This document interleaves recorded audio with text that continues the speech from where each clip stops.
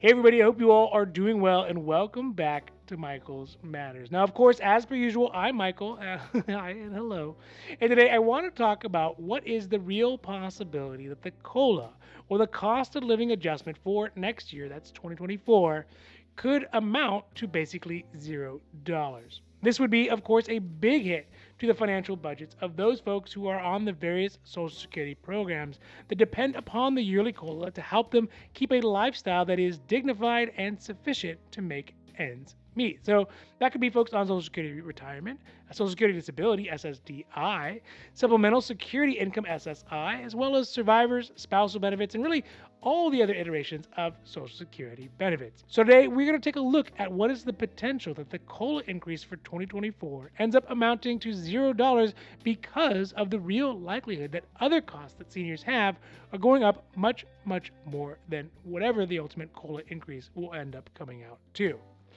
Now, this is Michael's Matters, and before we get to it, if you like these videos, if you find them interesting, if you find them helpful, or hey, if you at least find them useful, please don't forget to like and subscribe because it really does help the channel to grow, and we are so thankful for that.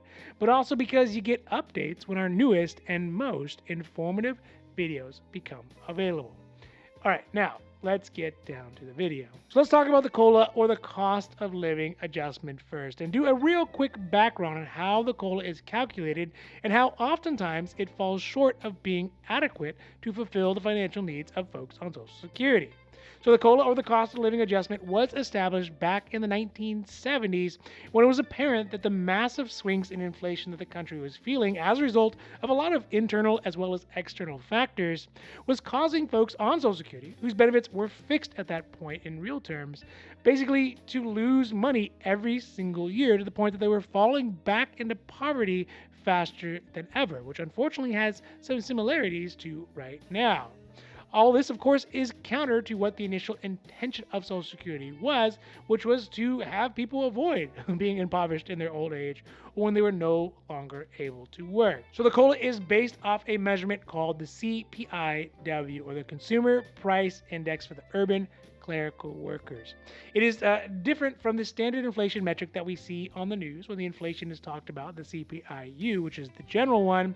And the CPIW is basically a basket of goods that the feds and the good people at the Bureau of Labor Statistics, the BLS, look over every single year and see what the price change is in things like, let's say, toothpaste or bedspreads or meat or whiskey drank at home, etc.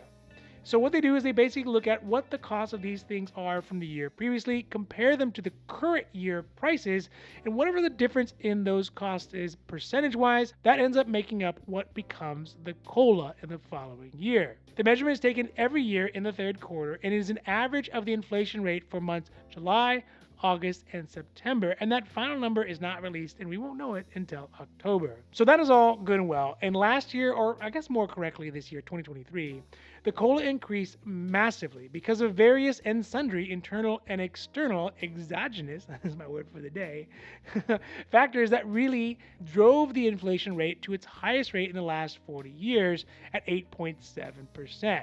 But with inflation cooling and some of those inflation causing factors easing, it is predicted that the COLA for this next year, 2024, will be between 2.7% and 3%. But then again, we won't know that and have a full view of that until October. So that is the COLA, and as we just talked about, it will likely be around 2.7 to 3%, depending on where things go for the second half of the year in our economy. But that is not zero. So where the $0 comes in is when we look at the increase of the COLA versus the increase of other costs that seniors almost ubiquitously have in the U.S., primarily healthcare costs and more specifically Medicare. Now, Medicare is made up of two parts. There's Medicare Part A, which does not have a cost for the vast majority of seniors in the United States because they worked enough time and paid into it for the benefits, so they don't have a monthly premium. And that is coverage for the hospital. But the Medicare Part B portion of Medicare, it does have a premium. And it covers things like day-to-day care, like doctor's visits or lab work or x-rays and those kinds of things. But it does have a monthly premium. In 2023, that premium amount is $164.90 a month, and it is generally taken automatically out of one's Social Security check. Additionally, every year that Medicare Part B premium will usually go up, like any normal insurance premium. And if that number goes up when paired with the additional inflation cost that seniors have to face in the United States, then that amount can eat up some or even all of the Social Security benefits that increased from the COLA, which would leave most Social Security beneficiaries in a situation where, although they are getting more Social Security money technically monthly, it's getting fully eaten up by the increases in Medicare as well as in general inflation. Additionally, adding to the potential cost in Medicare Part B, the normal cost that it normally has, there are the inclusion of new drugs that are becoming available for Alzheimer's, which are very expensive, that are also going to be paid through Medicare and whose cost for inclusion in Medicare program and would be spread equally over the entirety of beneficiaries in their Part B costs, which obviously is going to make the situation even worse. So let's talk a little bit about numbers. Now remember, there are not any finalized numbers yet, but let's look at how the numbers could increase and how that could play out for the average Social Security beneficiary's monthly finances.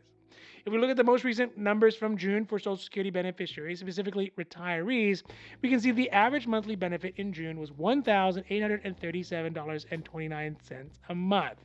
This would mean that if we assume a 3%, if we're being generous, a 3% Social Security COLA for 2024, that increase monthly would end up being an increase of $55.12.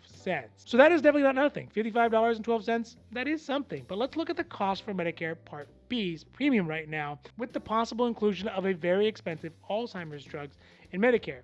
With this drug included, the Senior Citizen League is estimating that the Medicare Part B for 2024 could go up by as much as $15 from $164.90 up to $179.80. That would mean that if we take that $15 increase out of the amount that Medicare is increasing because it's basically automatically getting eaten up, that would mean that we take $55.12 minus $15, that leaves essentially $40.12 worth of that COLA increase left for the beneficiary, which is only going to amount to, when we look at that percentage-wise, that has dropped it from 3% down to 2.2% increase in benefit. So again, that is still not zero, but the way that it does work out to zero, or even potentially less, is the fact that the current 3-month average for inflation, the actual general inflation that we all experience, is at 3.9%. So even without, but even moreover with the Medicare Part B premium eating into the COLA increases, the cost of everything is going to go up and outpace the average retiree's income by 1.7%, leaving them with basically less than a zero increase, and in fact a minus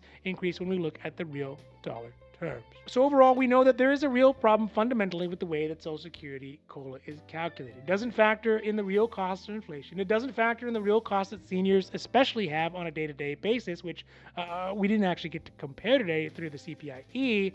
It doesn't factor in the inflation of Medicare Part B's cost from year to year, especially when there are additional very expensive drugs.